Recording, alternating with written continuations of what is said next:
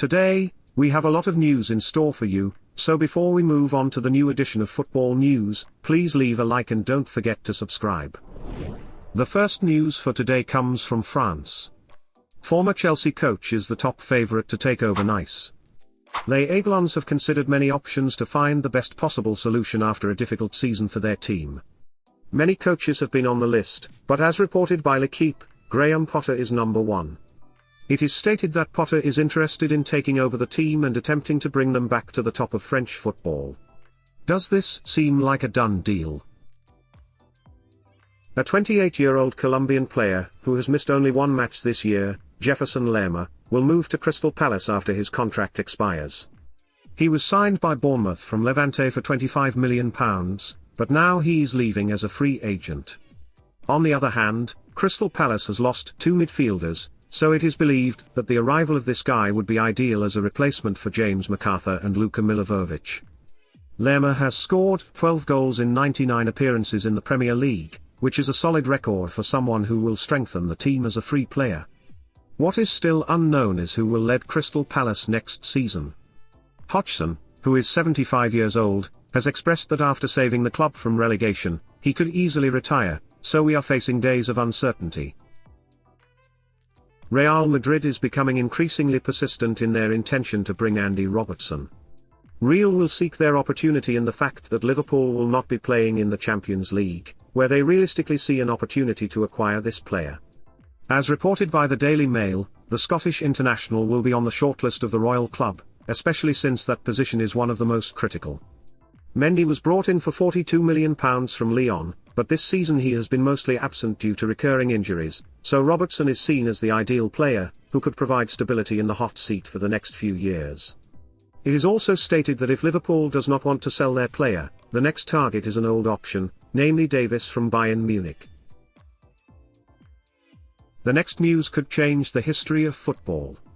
Manchester United's transfer bombshell. The team reconstruction is ahead of us, and one of Ten Hag's biggest desires is Neymar. The Brazilian superstar is currently reported to be unhappy in France, despite earning £600,000 per week. Additionally, it is mentioned that since his move from Barcelona to PSG, he has only played in 52% of the matches, which makes his current club consider that now might be the right time to sell him, although the deal won't be easy. Sports advisor Luis Campos has admitted to the public that the English side is interested in the Brazilian's services. Speculation is increasing day by day, and that's normal. I expect a resolution in the coming weeks. He is a player who has never played on the island. Playing in Spain and France is something completely different, and that's what will make the buyer think. Coach Erik ten Hag kept it brief and stated, "When I have more information, I will share it with you." De Zerbi, the coach of Brighton, openly stated that he could soon be without his two best players, but he won't stand in their way if they want to leave the team. Caicedo and Mac Allister have attracted significant attention from many Premier League clubs after their excellent seasons, and a record-breaking profit is expected, which will allow for suitable replacements. It has long been known that Liverpool is the number one target for Mac Allister. Caicedo was on the verge of joining Arsenal in the last transfer window, but the club created problems and hindered the transfer, causing issues between the player and the club, as well as Arsenal, who saw him as a priority signing in their title pursuit, which ultimately didn't happen. Interestingly, no specific amounts that Brighton would expect are mentioned, but it is believed that the figure could be around £150 million or possibly more. On the other hand, De Zerbi could bring in Italian Davide Fratesi as a replacement for these two players, whom he has previously worked with at Sassuolo. The 23-year-old footballer has made 36 appearances in Serie A this season and came through the ranks at Roma. Chelsea wants to spoil the deal for their competitors. The battle for Victor Osimhen's signature hasn't even started yet. But the list of interested clubs is already too long. According to local media reports, Pochettino is allegedly the new coach, and immediately after his appointment, £125 million will be sent to Napoli in order to finalise the deal as soon as possible.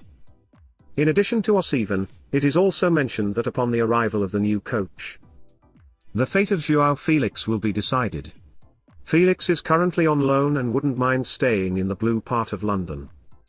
However, What could hinder the deal is Atletico Madrid's firm demand of £90 million for his buyout, which might put Chelsea in a dilemma.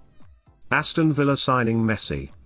It is widely known that the main target of this team is Dusan Vlahovic, for whom they are prepared to spend £100 million.